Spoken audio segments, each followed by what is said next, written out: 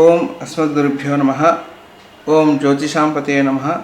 శ్రీ గురుభ్యో నమః. ఆస్ట్రోటాక్ బై రాజన్ ప్రేక్షకులందరికీ కూడా నమస్కారం. ఈరోజు మనము లగ్నం గురించి ఆల్రెడీ ఒక వీడియో తీశాను, చూడని వారు ఉంటే అది చూడండి. లగ్నం గురించి తెలిసిన తర్వాతనే లగ్నంలో ఉన్న గ్రహాల గురించి మనం తెలుసుకోవచ్చు. ఓకే, కాబట్టి ఈరోజు లగ్నంలో ఉన్న గ్రహం ఒక ప్రభావం ఎలా ఉంటుంది మీ మీద అన్న విషయం గురించి మనం తెలుసుకుందాం. లగ్నంలో ఉన్న గ్రహాలకి ఒక ప్రత్యేకమైన గుణగణాలు అన్నీ కూడా మనకి ఉంటుందన్నమాట. సో అవి మన జీవితం మీద చాలా రకాలైన ప్రభావాలు అనేది మనకు చూపిస్తూ ఉంటుంది. ప్రతి ఒక్క గ్రహానికి ఒక ప్రత్యేకత అంటూ ఉంటుంది. అయితే లగ్నంలో ఉన్న గ్రహం ఏంటంటే డైరెక్ట్గా మన శరీరానికి సంబంధం ఉన్న గ్రహం ఏదంటే లగ్నంలో ఉన్న గ్రహం.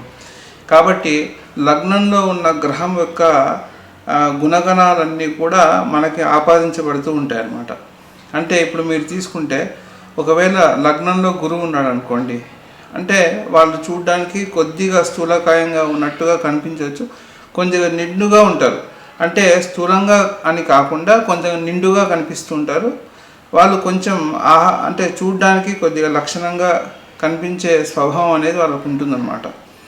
ఇది లగ్నంలో ఉన్న గురువు ఒక ప్రత్యేకత అనమాట.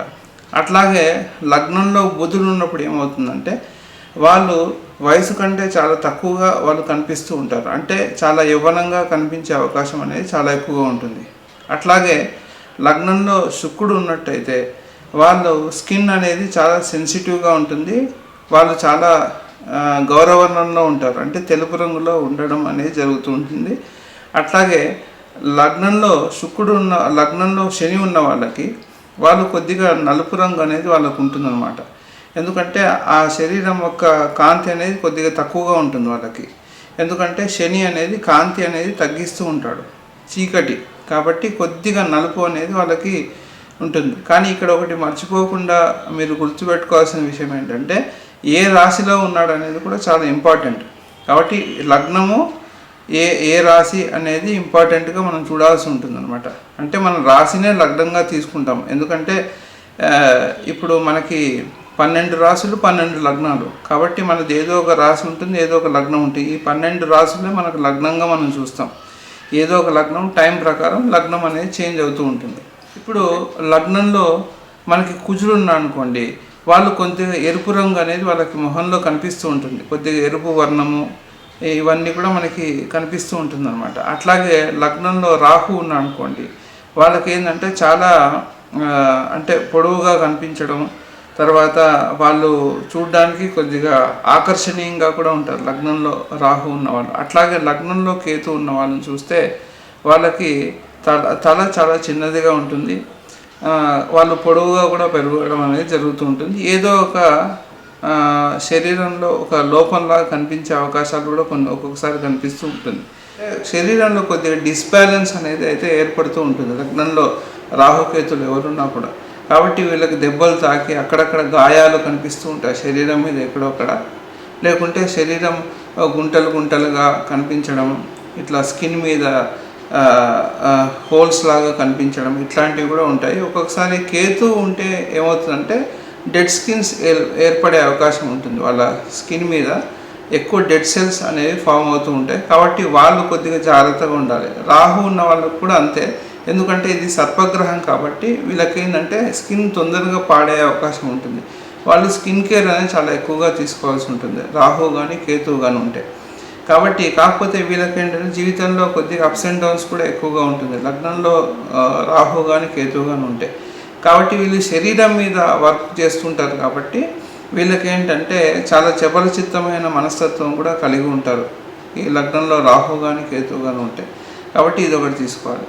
తర్వాత ఇప్పుడు లగ్నంలో మనకి చంద్రుడు ఉన్నాడు అనుకోండి, సూర్యచంద్రులు ఎవరున్నా కూడా వీళ్ళిద్దరూ కూడా లూమినరీ ప్లానెట్స్, అంటే సాధారణంగానే వెలుగిచ్చే గ్రహాలు. కాబట్టి వీళ్ళు శరీరం చాలా కాంతివంతంగా ఉంటుంది, అట్లాగే చాలా బ్రైట్గా ఉంటారు. మీరు చూస్తే లగ్నంలో ముఖ్యంగా సూర్యుడు ఉన్న వాళ్ళని చూస్తే వాళ్ళకి ఏదైతే ఈ భాగం ఏదైతే ఉంటుందో, అయితే తలలో ఈ భాగం ఏదైతే ఉంటుందో ఈ భాగం వాళ్ళకి చాలా బ్రైట్గా కనిపిస్తూ ఉంటుంది వాళ్ళకి.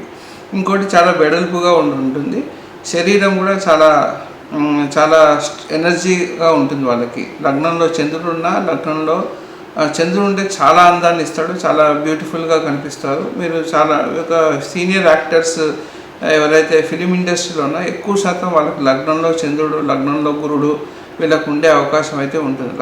లగ్నంలో చంద్రుడు గురుడు ఇద్దరు కలిసి ఉండే అవకాశం ఉంటుంది. అంటే మొత్తానికైతే ఈ లూమినరీ ప్లానెట్స్ అంటే సూర్యచంద్రుడు ఇద్దరు కూడా కాంతి గ్రహాలు కాబట్టి ఈ రెండిట్లో ఏదున్నా ఎక్కువ వర్చస్ అనేది వాళ్ళలో నుంచి ముఖంలో నుంచి వెలువడి అవుతూ ఉంటుంది.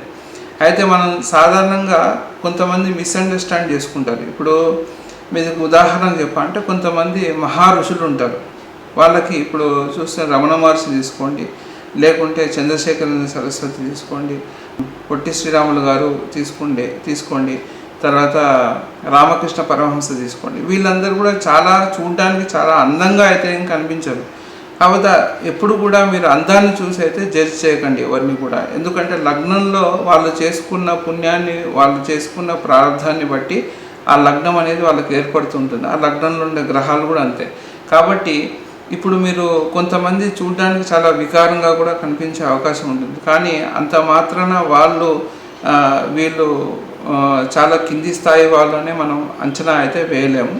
శరీరం కాంతి అనేది వాళ్ళ పూర్వజన్మలు చేసుకున్న సంచితం ప్రకారం వాళ్ళకి లభిస్తూ ఉంటుంది. కాబట్టి ఇది దృష్టిలో కూడా పెట్టుకోండి. లగ్నం అంటే శరీర ఆకృతి ద్వారా మీరు ఎప్పుడు కూడా జడ్జ్ చేయకూడదు మనిషిని. ఇది ఒకటి బాగా దృష్టిలో పెట్టుకోవాల్సిన విషయం.